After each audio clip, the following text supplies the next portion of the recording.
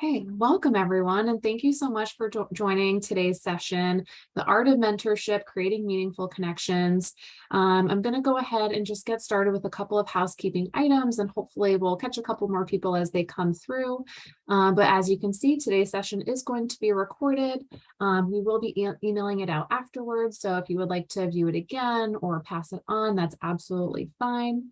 We'll also have, the ability for you to ask questions. So please feel free to go ahead and ask those through the chat.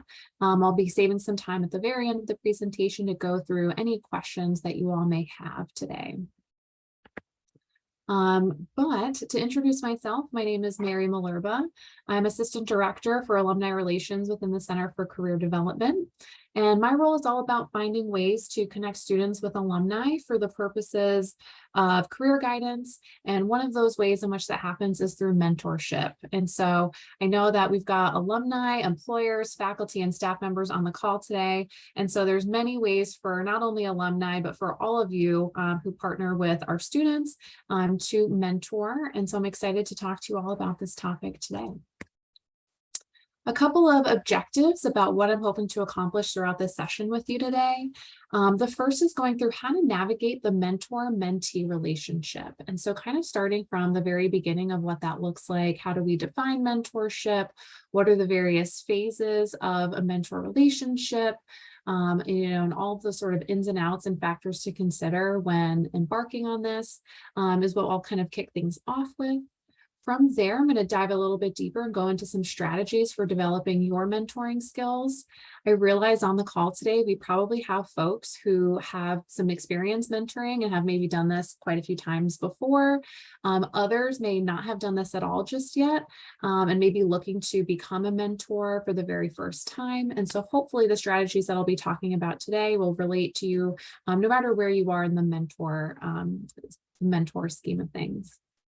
And then finally, I'm going to go through some of the resources that are available to students at UConn that you may find helpful as you're mentoring a UConn student to refer them to. This is by no means going to be an all-encompassing list because there are so many different resources that are available for students. But I'll go through several that you may know, you may not know. If you're an alum, you may have used these before, you may not have used these before. Again, keeping in mind that we have folks on the call today who are on our campus very regularly as faculty and staff. Others who may not have been on campus for quite some time or who are not familiar with those services. I'll kind of capture some of the key resources there that we might find helpful as we're talking to students. So what really brought about this session for me was the fact that through my work at the Career Center, we have a lot of information and resources about what our students need and what it is that they're looking for. And one of the things that we have as far as data is where do our students go for career advice? This is data that was provided to us through the National Alumni Career Mobility Survey, which asked students or really asked alumni at 5 and 10 years post-graduation, where were you going for your career advice? And through that information, we found that students go to a lot of different folks for advice. It could be faculty members, advisors, peers that they're going to school with, career services staff members, as well as alumni and many, many others. And so for me, I felt like it was important to be able to offer a mentorship training session for all of the different types of folks who may be encountering our students and offering mentorship services. So that way you have the tools and resources that you need to feel prepared and successful for working with our students. We know also that there's a lot of intersection between career and academics and personal circumstances when it comes to mentoring. And so because of that overlap, again, I wanted to sort of bring together all of that information and be able to help prepare mentors who are interacting with students for those various conversations. So kicking off sort of navigating the mentor-mentee relationship, I felt like it was important to first, let's all get on the same page, kind of be at the same baseline when it comes to mentoring and start with some definitions. So for me, this definition of a mentor is sort of the most basic definition that I could find that really sort of translated to many different types of mentoring. But it's defined as someone who shares their knowledge and experience to inspire others to reach their goals. And I love that this is so broad. It really can encapsulate goals from many different areas of a person's life. It could be career, academic, and I know those are the topics that we're sort of most frequently going to be talking to students about. But it could really be, you know, a mentor could be sort of helping guide someone through any area of life, any problem, any circumstance. So broadening and sort of expanding that definition a bit and diving a little bit deeper, what might that look like for us? So that could be things like motivation, someone in the student's life who is encouraging them, who is this positive force of energy, who's really helping to push the student or the mentee forward with the goals that they have. It could also look like providing advice. And sometimes, you know, when we think of advice, it could be that sort of telling someone what we think is best. But really, when it comes to mentorship, it's all about actually providing them with ideas, asking them the right questions to help people come to conclusions on their own that would work best for them in a structured and safe environment. So advice is definitely a part of that, and can help, you know, individuals that you're mentoring with clarity, and also finding resources and information that can help them.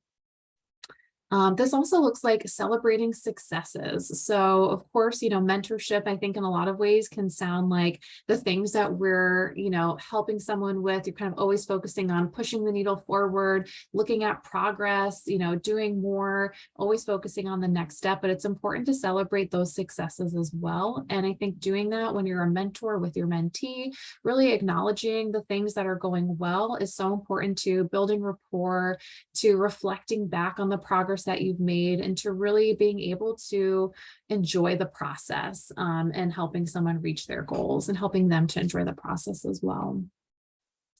This can also look like direction. So things like coaching, not just providing those answers and instructions, but helping them make discoveries with you, and then eventually independently being able to make those discoveries as they sort of become more independent through what it is that they're working towards. This can also look like support, someone who is a constant in their life, who is not necessarily a friend or a family member, who, you know, supports them in many different areas, but someone who you know, is offering that outside perspective and as a constant support for them as well. And then of course, goals. I think a key aspect of this is working together towards these goals. So of course, being a support for this person that you're mentoring, but, you know, keeping the eye on what are the goals that they have, and helping them get to that place. And some of the things that may help them get there are suggesting things like particular trainings, resources, tools that may be a benefit to them, that you as the mentor may know about, that the mentee may not, and sort of helping them to become aware of those types of things. Now, when we think about mentorship, I think oftentimes we're thinking about the mentee and what the mentee is getting out of it. And of course, that's a very crucial aspect to the whole process. Ultimately, the mentee is seeking out some assistance, resources, services, but there really are some mutual benefits to a mentor-mentee relationship. For the mentors, I think a really big part of this and motivation that someone has for becoming a mentor is making a positive difference in someone's life. So being able to give back to whether it's students, you know, future generations of Huskies, or if you're a mentor in other capacities of your professional and academic lives, being able to leave someone more positively than when you met, I think is a huge aspect of mentorship for a lot of mentors. But there's also things like personal growth. So being able to develop and demonstrate leadership and communication skills that you have and are looking to grow and are looking for opportunities to be able to practice those skills for yourself. Then, of course, expanding your professional network. So you may be mentoring someone who becomes a part of that professional network, or you may be helping to establish connections for multiple people within your network. You know, perhaps you're mentoring multiple individuals that you can connect with one another, or that you can connect with others who are a part of your network.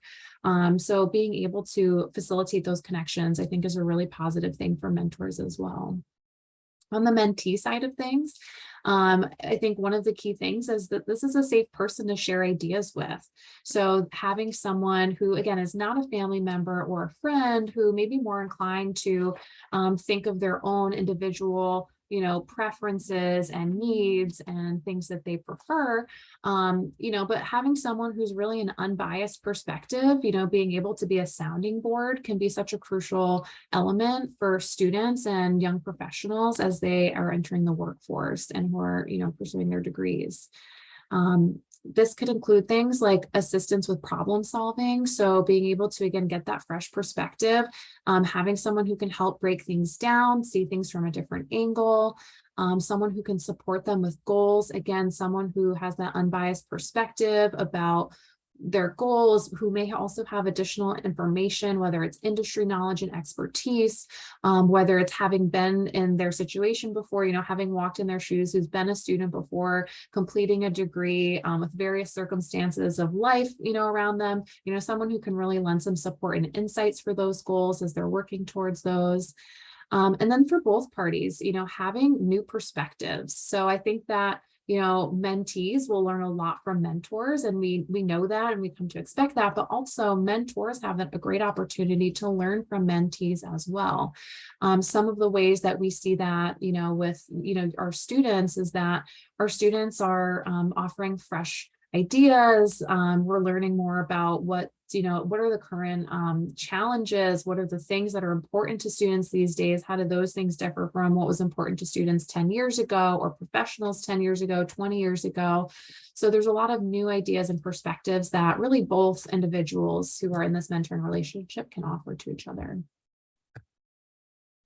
Now, there are a lot of different types of mentorship, so I'll cover these very quickly, and I think you'll probably be familiar with all of these, but just in case, I want to emphasize that for this presentation, this is not necessarily in reference to one type of mentorship. So there are formal mentorship programs where individuals are sort of assigned to work with one another, and that could be in pairs or in groups.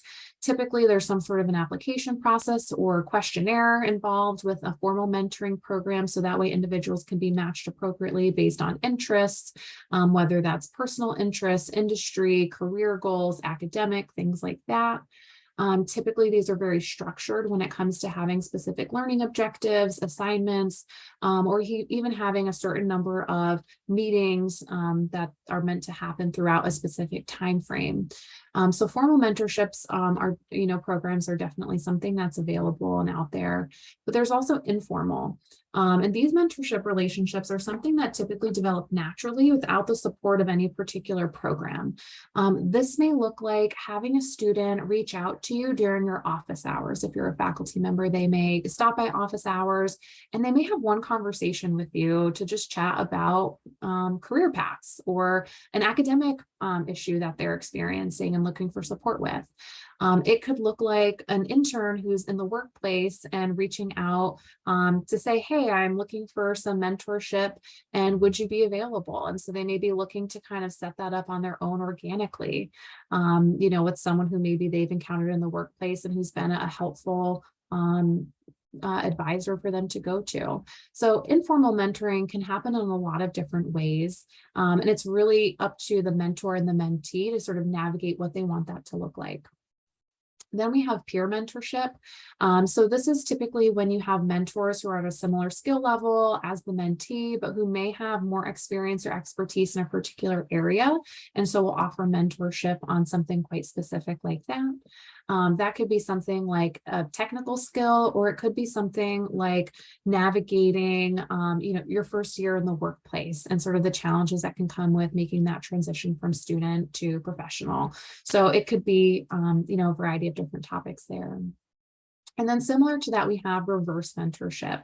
And that's for mentors who are less experienced than the mentee in a particular area, but who have knowledge that the mentee would like to learn about as well. So sometimes we see this happen, for example, with leaders looking to their more junior personnel to have the experience to sort of learn from them, to hear what their concerns are, to see how things are going, to see what ideas that they may have that they may otherwise not hear, from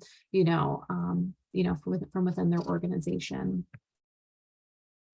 Now, I want to take a moment for all of you to share some of your insights as well. If you want to just go ahead and either scan the QR code or open up a browser, go on your phone, you can go to mentee.com, enter in this code here. And just go ahead and enter in what are some of the characteristics of effective mentors. And you may have had a mentor before who, again, was a formal mentor. You may have had someone who is more of an informal mentor who you sought some guidance from. But think through, what were the things about those individuals that you've interacted with before who really, had certain, whether it's personality traits, skills, things that really made them an effective mentor and who made that experience meaningful for you. Go ahead and throw as many of those characteristics as you like in the Mentimeter, and we'll just take a look at what you all have to share as far as what those effective characteristics look like. And I'm going to go ahead and pull it up on my screen. So as you're entering in those responses, you should start to see those populate on my screen. Caitlin, can you see the Mentimeter on my screen now? You can. Okay, perfect. So we're starting to see some of those come through. We've got clear objectives. And again, you can enter in as many of these as you like. There is a few second delay here, so we'll probably see some more come in the next few moments. Here we go. Okay. Wow. There we go. Okay. So I'm seeing approachable, transparency, honesty, good listener, someone who is resourceful, compassionate, engaging, seems like offers direction, who is available, open-minded, knowledgeable, friendly. I think that's all of the ones here we go. Asks questions. I think asks questions is huge, right? Typically a mentee is looking for advice, but they also, it's a way for them to also develop their own voice and to develop their own thoughts and interests and plans as well. So I think asking questions is so key. I love that one. The honesty is here again, so that's definitely important. Empathetic. Great. Wonderful. Yeah, so you can see here there's a lot of different characteristics that really help make someone an effective mentor. I would add to this, for me, I think someone too who enjoys their role as a mentor, for me, is one of the most important characteristics. It's someone who's really looking to essentially provide support, who's really enthusiastic about meeting with individuals and who enjoys the process, I think is so key here. So great. Thank you all for sharing that. Okay, can you see the presentation again? Okay, perfect. Thanks. Awesome. So now moving into what are the types of topics that may come up in these relationships. And for thinking about UConn students in particular, I kind of narrowed it down to a few different areas. There may be many others, but I kind of wanted to focus us in a little bit and talk about some of the common themes that may come up as you are talking with students. These could be academic, questions, concerns, or things that they're navigating. So it could be things like navigating the transition to college. So someone who's a freshman who hasn't had this experience before, and they're wondering, where do I begin? What's important at what stage in my college education? I think that's a question that I've heard come up quite a bit is, I feel like I'm behind, but I don't really know what I'm supposed to be doing right now. And I don't know when I'm supposed to be doing the next thing. And it seems like maybe other students have it more together than me. How did those students figure it out? So I think oftentimes having someone that they can use as a sounding board for what is really going on with timelines. Are those important? What do I need to be mindful of as I'm, going through the college experience and trying to get the most out of it? So that can definitely be a big topic for our students. And I think something that can cause a lot of anxiety and stress for them as well. It's sort of that fear of the unknown. If I don't know what I'm supposed to be doing, how do I actually know if I'm doing things or if I'm behind and things like that. The next piece for the academic side is you may hear, from students who are working on choosing a major and they're not really sure how to tie in their various interest areas or their strengths as a student into a potential career goal. Surveys and studies show us that the primary reason students are looking to come get a degree is because they're looking at their job prospects afterwards. And so being able to sort of navigate, the complexities of that and kind of narrowing down to choose a major is definitely a topic that I would say we hear from students a lot, and I'm sure you do too. And then another one is preparing for graduate school. So students may be looking at, a variety of different graduate school options, whether they want to do a master's, a doctoral program, medical school, whatever it may be, trying to figure out what's the best pathway for them to ultimately reach that career goal that they're working towards, and how to choose a school, choose a program, prepare for those things, test prep and all the things that get tied into that. One of the other topic areas is around career planning. So a lot of that was tied into academic, and there's a lot of intersection between all of these, but that can include things like navigating the transition to the professional world. Some students may have had some experience working before entering college, others may not.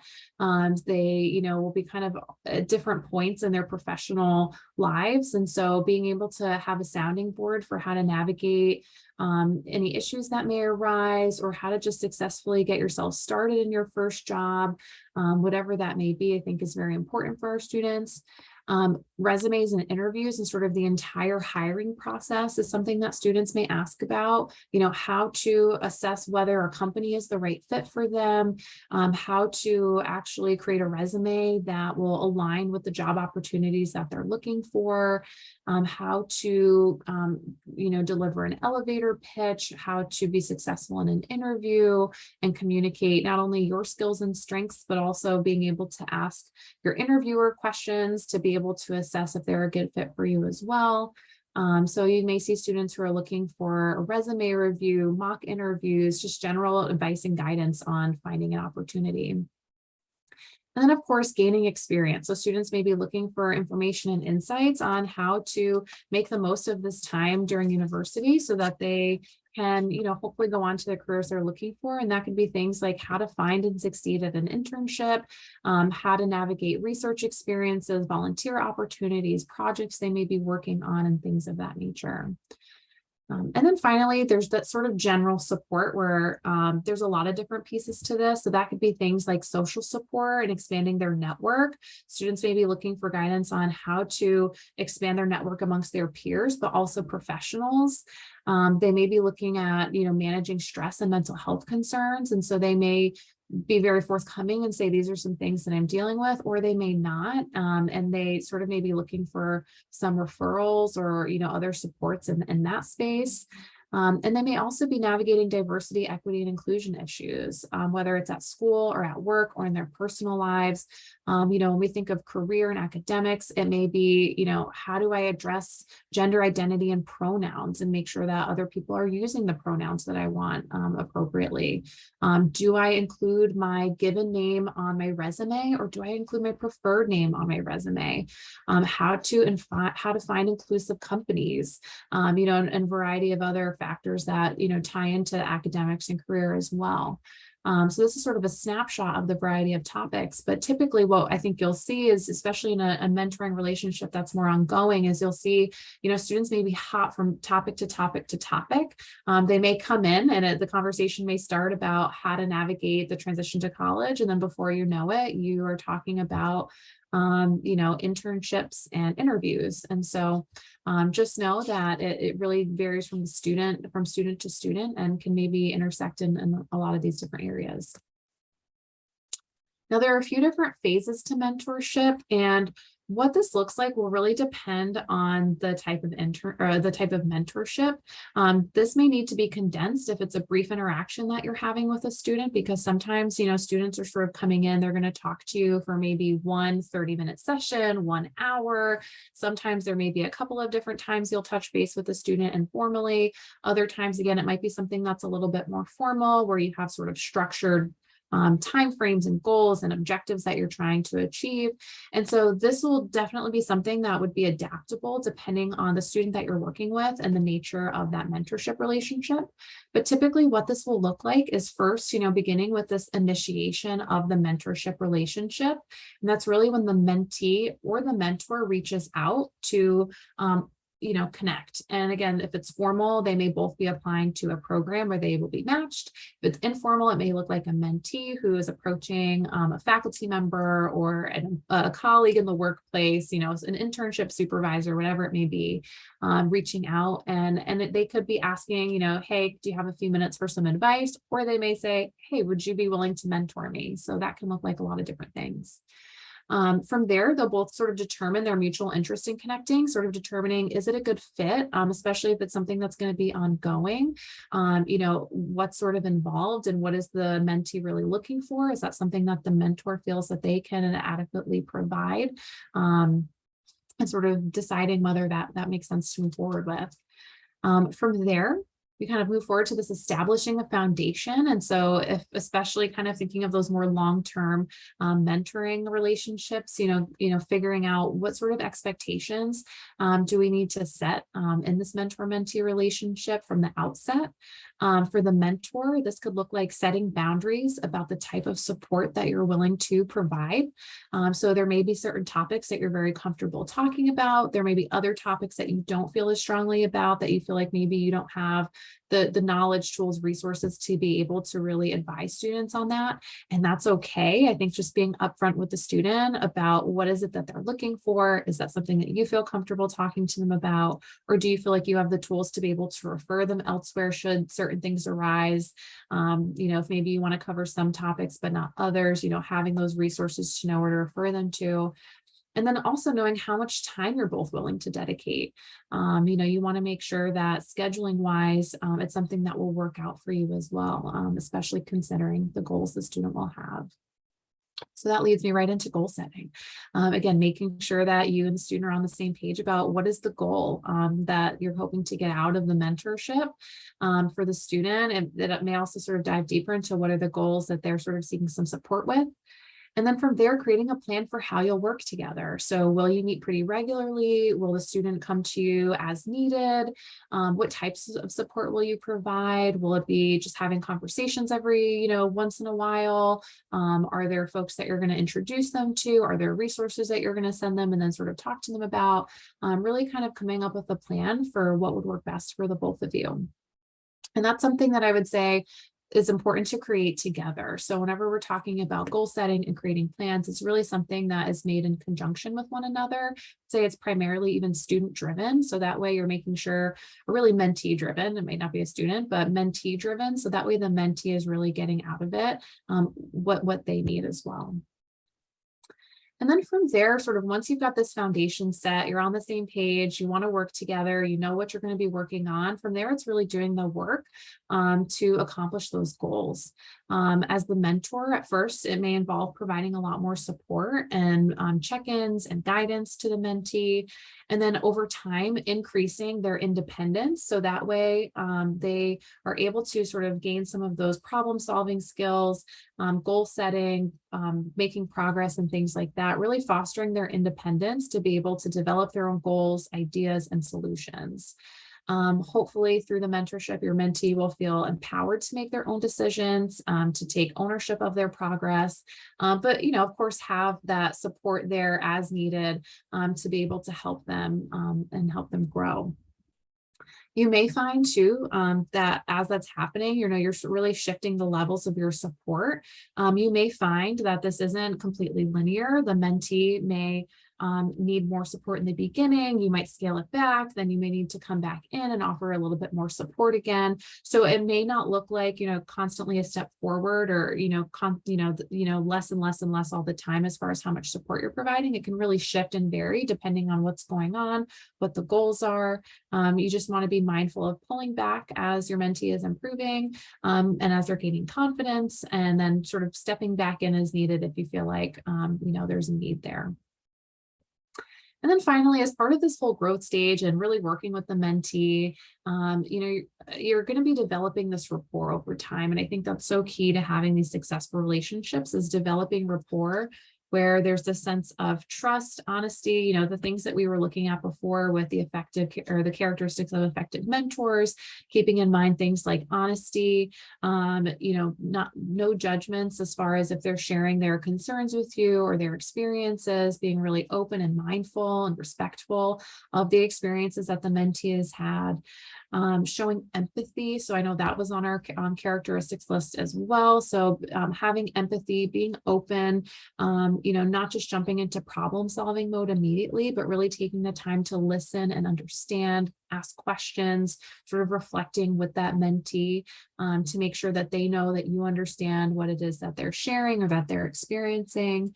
I think too, an important part of this rapport development is just carving out time to get to know one another, to have, some mutual interests, to really just take the time to get to know one another and have some small talk, and just being able to connect on that level as well.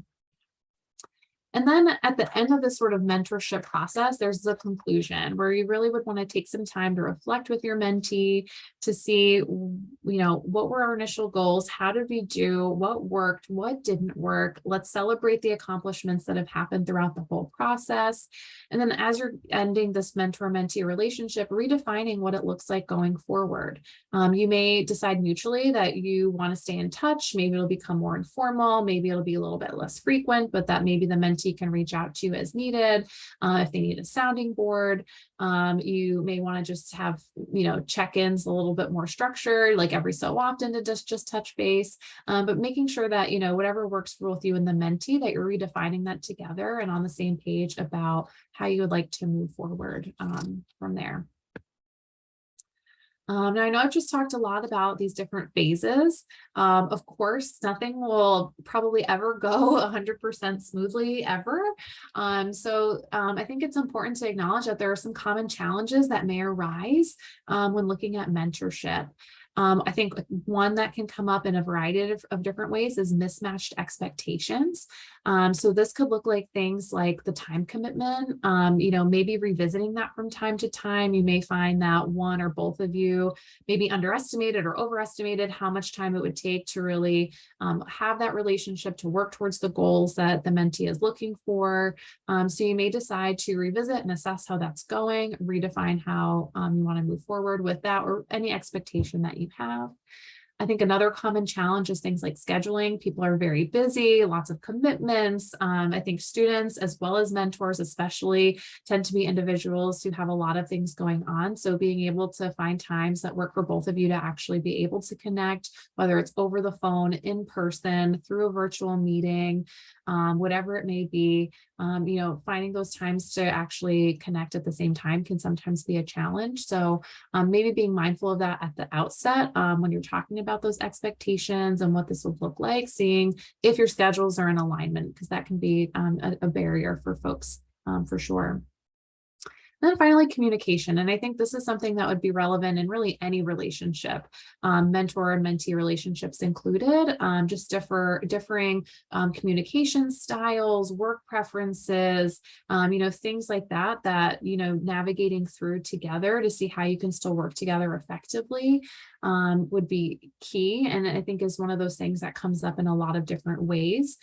So determining how you can respectfully move forward, talk together in a way that works best for both of you and still being able to accomplish the things that you're hoping to.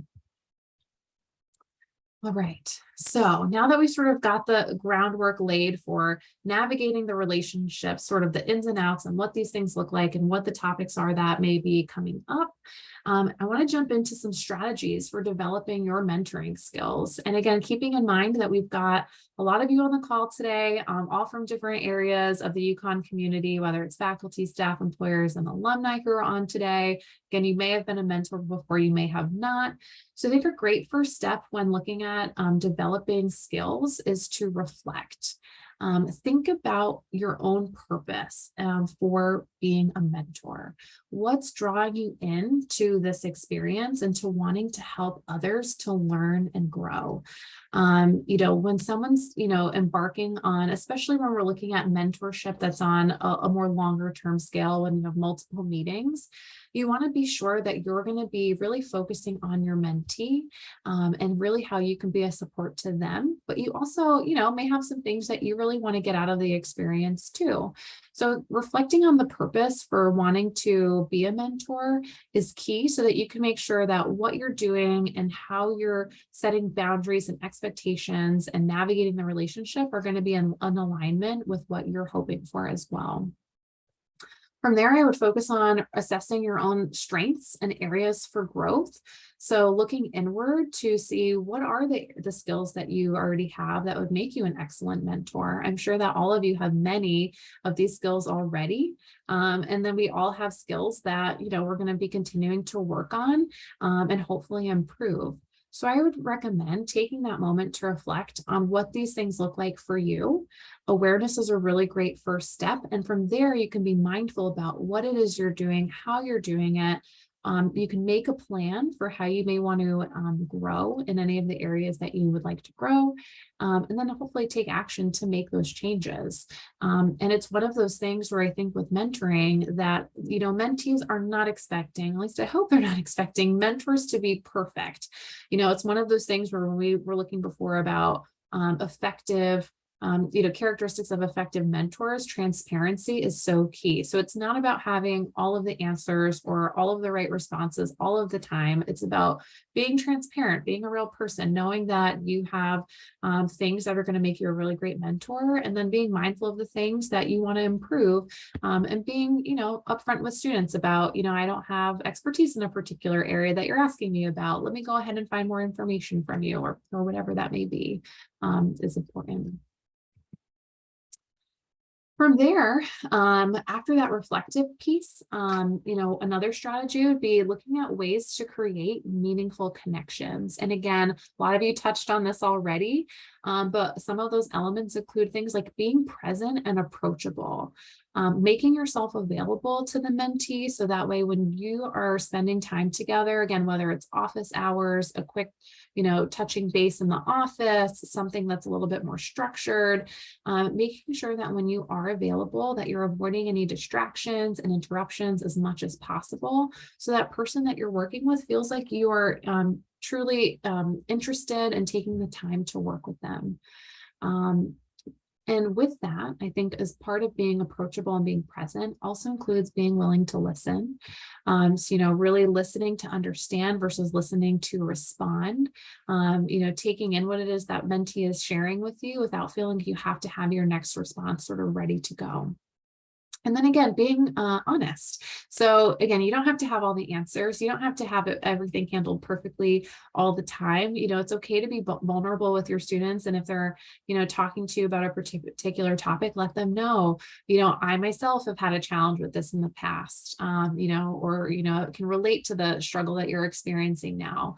And of course, do that within your own comfort levels. But it's okay to, keep it real with them, be honest, and really be human with them. The next way to sort of create these meaningful connections is showing genuine interest. So taking an interest in the things that are of interest to them, having those connections that are maybe things like a favorite movie that you have in common or a show that you would recommend them checking out, things that you can sort of come back to and have on more of a personal level, that show that you care and that you pay attention and that, there's more, to offer than, just sticking to sort of the career and academic side of the conversation. This also might include sharing your stories. So this is something that, share things as you are comfortable, whether it's something that you've experienced before. It's one of those things where you don't want to take over the conversation. You want to make sure that the narrative that you're sharing is helpful and it's relevant to something that the mentee is going through. But as appropriate, feel free to weave in your own stories of things that you've experienced when you were a student or when you were getting started in your career or whatever the circumstance may be. Making decisions together, which I know I've mentioned before, but I think it's just so important whenever you can to be making choices together with the mentee rather than just deciding on your own or taking over responsibility for decisions from your mentee. The process is really going to be so key for them to be able to get something out of it and to be able to learn and grow and be more independent on their own in the future. And so being able to navigate that process together will help them to articulate what's important to them. They'll be able to practice decision-making skills. They'll learn how to work with others, and in the end, hopefully develop the self-confidence that they need to, again, be able to navigate various circumstances, better in the future. And then finally, if you're learning from them, which I'm sure that you will, show them that. I think it's such a great thing when the mentee sees that you as the mentor are learning something from them as well. And I would say as you discover things that really interest you, feel free to share that with them. Let them know if they offered you a new insight. Again, I'm sure that's going to happen many times, especially if you're meeting longer term. But let them know that. I think it really helps with making the relationship one that's mutually beneficial, and it doesn't feel like the mentee is always sort of looking to the mentor, but that the mentor is getting something out of the experience and the mentee could see that as well. And then finally, the last strategy I want to share with you today is understanding the unique needs of our students. This is something that's going to be very individual to the student or the mentee that you're working with. This could be things like, what challenges are they as a person facing?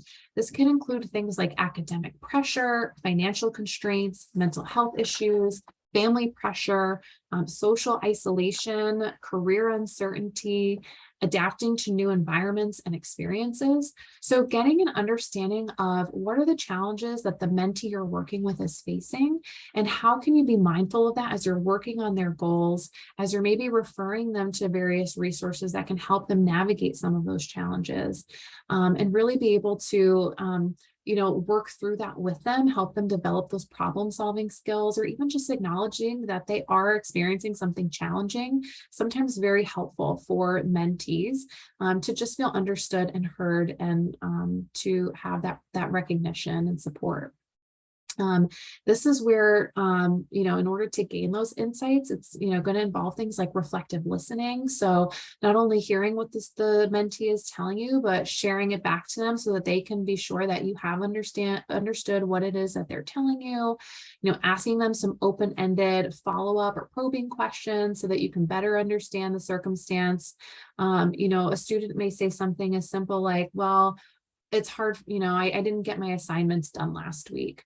And if you don't probe further, you might not know that, the reason why they didn't get the assignments done last week is that they were sick and they weren't feeling well, or maybe they had something going on at home. Maybe, they're worried about finances. And so they were working more hours last week. And so they weren't able to get to their assignments due to their schedules. There's so many different factors that could be going on. So asking those probing questions respectfully is going to be key. Of course, relying on the mentee to let you know what it is that they're comfortable with, but making sure you're not, less necessarily leaving it as they just don't get their assignments done. It's no, there's more to this, and what's the full picture here that they're willing to share with you. And then finally, I would suggest, keeping in mind, how does their identity intersect with their academic and their career experience? So taking the time to learn culturally appropriate ways of interacting with your mentee and helping them to interact appropriately with their peers, understanding that identity does cross into the various experiences that they're going to have for both the positives and for, things that may become challenges for them. So being mindful of that and offering some support in those ways as well. So this is where I'm going to take the next few moments before we wrap up and have some time for questions to go through some of the resources that we have for students here at UConn that span sort of the academic and career spaces, as well as some of the other spaces, that students may be experiencing as well. Again, this is not all inclusive. There are so many more resources that are available to our students, but I wanted to touch on some of the main ones that you may find are helpful to keep in mind and refer students to as you're working with them. So on the academic side, one of the things that we have is something called Focus 2. This is an online assessment platform that helps students to choose a major, explore occupations and career paths, and make informed career decisions. So great for the student who's definitely, in the exploratory stages, really trying to figure out what it is that they are, potentially wanting to do career and school wise. Along those lines, we also have the major experience, which offers other resources for major exploration, including things like student mentors, a making a decision course, profiles on all of the majors that are offered at UConn that really break things down as far as what types of companies have students worked for who have majored in these programs, where have those students interned, what types of jobs do students from these majors go into, and so much more, what types of classes and things like that. So a lot of resources as far as the career exploration and major exploration piece. For the student who may be struggling with academics, you may find it helpful to recommend some tutoring services. And I'm sure that there are many more, but two that I wanted to highlight today are the Q Center and the Writing Center. The Q Center is available for students who are looking for some peer mentoring, as well as review sessions and learning tools on math, physics, chemistry, and statistics Q level courses. And then the Writing Center is available for appointments and drop-ins to discuss various writing projects with students. So that could be things like papers, lab reports, graduate school applications, really any paper where the student is wanting to seek help with enhancing their writing skills, not necessarily a proofreading service, but really working on those critical writing skills. From there, we also have the Institute for Student Success, which includes many, many different areas. But again, just two that I wanted to draw some attention to include the Academic Center for Exploratory Students. So keeping in mind those students who are exploring majors and career options. They also house the major experience that I've already touched on.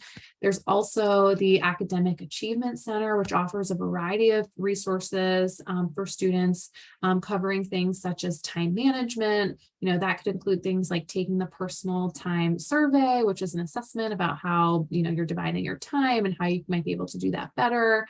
It includes things like weekly planners, hourly planners, semester planners, assignment calculators, tips for note-taking, exam prep.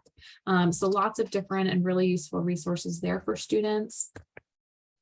And we also have the Center for Students with Disabilities, and the center is really here to determine any and all appropriate accommodations for students on an individualized case-by-case and class-by-class basis. So if you're working with a student who you feel may need a referral there, we would definitely recommend that you have them check in with the CSD.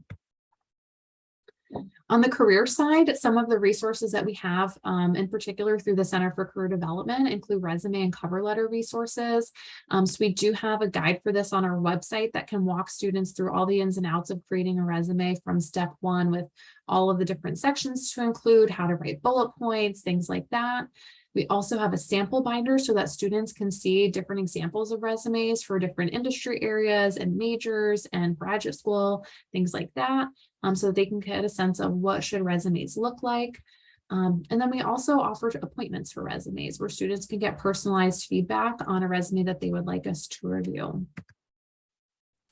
Next, we have Big Interview, which will help students learn and practice interview skills. These could be interviews for jobs, internships, graduate school, things along those lines. So definitely a key resource for students who are looking for some tips on interviewing. We also have resources for students that are based on identity and industry interests. So our career and affinity communities are on our website. And on these pages, we have a lot of different areas that students can explore. On the career community side, these are broken down by various industry areas. So we have things that really span all of the schools and colleges, whether it's from agriculture, arts, business, government, social services, science, data, technology, you name it. Those community pages will highlight career paths, jobs and internships that are available actively that employers are posting for that fit within those areas, as well as resources and organizations that would be helpful to students interested in those areas. Students can subscribe to them or they can just check them out on their own. We also have the affinity communities, which are identity-based collections of resources for students and offer students insights that are very specific to that identity as far as career and navigating professional circumstances. Next, we have Job Market Insights, which offers students real-life employment data from across the country, which can help inform their career decision-making. This tool lets students really look by industry and location so that they can find information about various career paths. That'll include things like descriptions of various roles, employment trends for that opportunity, top employers for that type of role, what salary annual earnings usually look like, depending on the location, as well as the skills and competencies that are helpful for students who are interested in those areas. And then finally, we have Handshake. So this is the resource. This is the platform that we have through the center that is available to all UConn students, undergraduate and graduate students. Students can go there to find and apply for jobs, internships, and co-ops. They can search companies to learn more about different organizations who are connected with UConn in that platform. What's great about this platform is that all of the opportunities that are in there are for UConn students specifically that companies have opted to share with us. And then students can also view information on upcoming career fairs and events that are available to them. And we, of course, always encourage students to come to those opportunities whenever they can.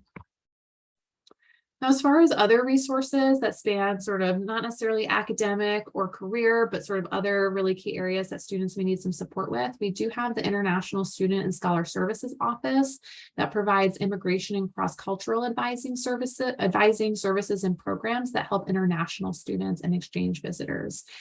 This can include things, not just visas, but things like, what to expect living in the US, cultural adjustment, what are, important things to know about transportation, banking, driving, you name it, anything that it would, involve to move to another country and have those resources. The ISSS office is available for those students. We also have cultural centers and programs, which are vital resources in supporting the social, behavioral, and cultural needs of students. So we have several, here, whether it's centers or programs that are really there to bring light to issues that face these communities and support UConn students. We have student health and wellness that focuses on medical care, mental health services, and resources and services to support student health. And then our Office of Veterans Affairs and Military Programs. And this office is here for really any student who's been affiliated with the military to really walk them through the benefits, especially education benefits that they have available to them, and the documentation that's involved with that, various resources for supporting them as they're navigating that possible transition from military to civilian life and education, the factors that come along with that.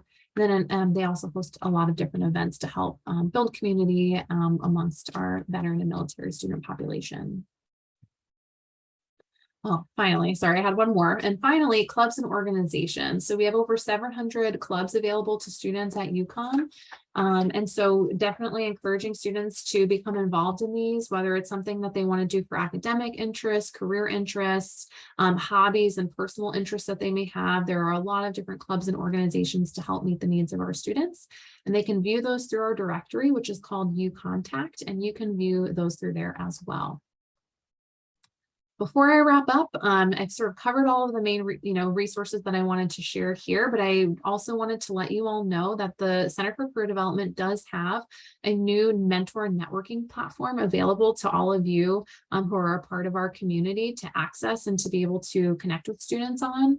The platform is called Husky Link, so you may be already on there, you may have already heard about it, hopefully, but this is a great place for you to be able to join, to be able to be involved in some of those more informal mentoring opportunities. Through this platform, students can actually, if you're in there, they can request a virtual one-on-one with you that's either 15, 30 minutes, 45 minutes, or 1 hour long. They can schedule multiple appointments, or maybe they'll just do the one. They can also send and receive messages, and then you all can join groups and discussion boards to be able to share insights that way as well.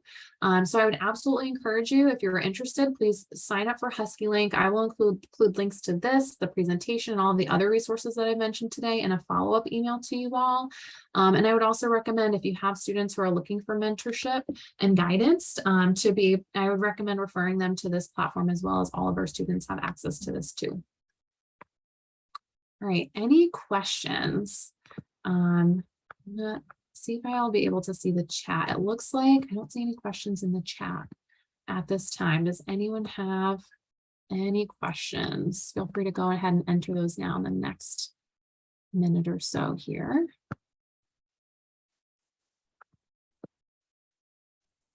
And we are a small enough group. If someone does want to come off mute and ask a question, I'm fine with that too.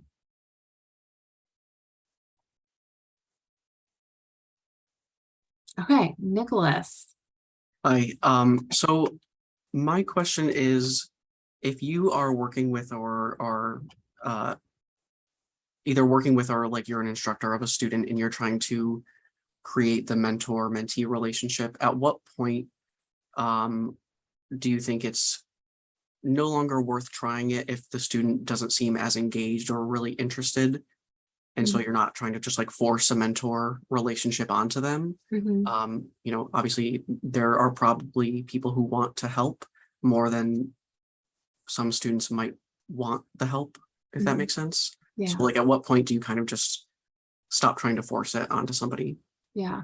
And just to clarify, is this assuming that you've already like sort of initiated, like, yes, you're that person was looking for a mentor and you agreed and then maybe like they stopped maybe engaging at some point, or is this that you haven't even had that initial conversation just yet? Either like after it's already been established, or like if you are in a position where you're like a student supervisor, for example, and you want to have that kind of mentor relationship. And so Okay. you try to include that in there, but maybe the student is not so much interested in that. Yeah, I would say it's a really tough thing to push someone if they're not interested and if they're not wanting to put that effort in on themselves. So personally, for me, I always leave it up to the mentee in that sort of situation to really decide, you know, as far as what are their boundaries and expectations, what are their goals, what are their wants, to help really drive what that looks like. If someone's really not interested, I tend not to further encourage, you know, I may offer a little bit of encouragement, but I don't necessarily push it too hard, because I think ultimately it's got to be one of those things that the mentee wants to be a part of, especially in that circumstance of they've not been told they need to be a part of the program. It's really is a voluntary thing. So I would really, you know, let them know why it is that you think this would be valuable to them. Let them know why you would encourage it and why you'd want to support them in it, and then ultimately leave it in their court. I think one of the things that can be helpful with that is asking them some of those probing questions about, I think this could be really helpful to you, but what do you think would work best for you? What do you think would be valuable? And I think too, letting them know what it could look like, because mentorship could look like a lot of different things. And I think sometimes it could be that intimidation factor of maybe they're nervous to commit to something if it feels bigger than what they feel like they can handle, but letting them know some of the different ways that that could look. So that way it works for them and it works for you as the mentor as well. So I would say if you explore those couple of things and then they're still not interested or they're still not engaging, personally, I wouldn't push it further, but I think it does depend on the circumstance and the student as well. So I can't say that there's, you know, always a clear answer there, but I think hopefully some of those things will help with navigating that. Thank you. Yeah. I'm also seeing a question from Jason in the chat that says, do you have a suggestion in creating formal mentorship programs for a department or organization? Or do you think informal programs work better? So Jason, just for some context, I have been a part of formal mentorship programs within previous roles before I came to UConn. So I can't speak to formal mentorship programs at UConn in that sense, because I haven't done those here and we don't offer them through the center right now.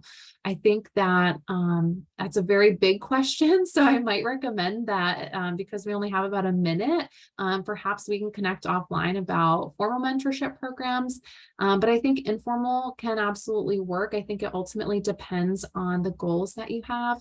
So I think I might need a little bit more information there on that, but happy to connect afterwards. So I'll reach out via email. And then I'm seeing from Neil, insurance is not a popular industry for students. How can we help students understand that unless they want to be an astronaut, there's a career for them. They're just working for an insurance company. All right, Neil, I'm not sure if I'm understanding the question there. If you want to offer some clarification, feel free to come off mute or ask, add some more information to the chat. Yeah, let me try to do that. Sure. I've registered to be a mentor. I don't often get inquiries about mentorships with the insurance industry because students are not necessarily geared to, hey, I don't want to sell or I don't want to settle claims. Gotcha. How can we relate to students that insurance specifically for me, but other industries have tremendous opportunities beyond what they may be thinking in a very narrow scope?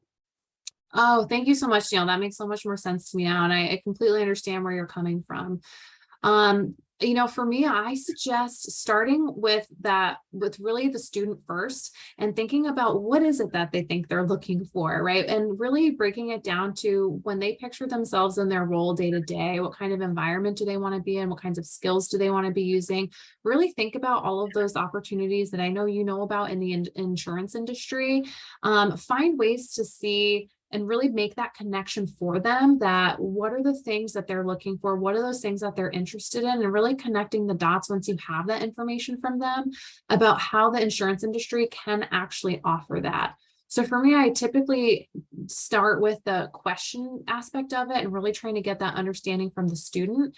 I think one of the challenges with that is getting the student to actually come to you first so that you can have the opportunity to ask those questions. But I think once they're Bingo, that's the key. How do we get the student to right, come to somebody in the insurance industry? right. And I agree. I think that can be a challenge. You know, I think I would bring it back to what you know are those opportunities and the benefits, and kind of finding ways to connect that with the things that we do know about students, as far as things like work-life balance, things like skills that they're looking to cultivate, and maybe trying it from that angle, and then showing them, you know, again, how the insurance industry can actually offer those things. I think so often students will hear a term, like they'll hear insurance and they're thinking, what does that have to do with me? I have, you know, I don't, you know, that may not be, and that could be anything. I mean, they could say agriculture, business, you know, it could be anything at all. And a student may just not know how that exactly resonates with them. I don't think it's specific to necessarily one industry. But yeah, I think it's crucial to kind of connect those dots for them, I think is really the key part there. And we are at 2 minutes over, so I am just going to answer this last question. I understand if everyone cannot stay, and I apologize for us going a little bit over, but if you do have time, I'm happy to answer this last question, which is from Leslie. And would Husky Link be the best resource in case that a student has different interests from what we have expertise in? I would say yes, Husky Link is a fantastic resource. We have over 600 mentors currently in that platform ready to talk to students. And they are from a variety of different majors, industry areas, companies, you name it. We have a diverse array of alumni and faculty, staff, mentors, all of who are from the UConn community, who are in that platform and ready. So if you feel like, you know, the student has questions or areas of interest that you do not have the expertise in, but you want to be able to refer them to someone who does, absolutely encourage them to use that platform. The student can go ahead and view the entire community of mentors that are in there, and they can actually search and use filters to find folks that sort of align with their interest areas. And if any of you would like access to that platform so that you can see what that looks like, please feel free to reach out to me and let me know. Again, I am going to send a follow-up email today so that hopefully you have everything you need there. But you can feel free to ask me for questions or if you want access to that if you don't already have it.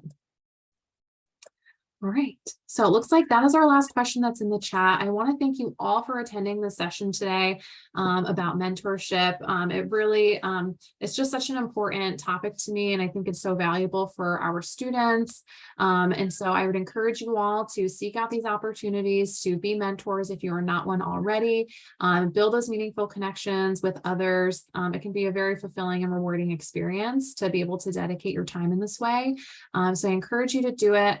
Thank you so much for coming to this session, and I hope you have a great rest of the day. Thanks, everybody.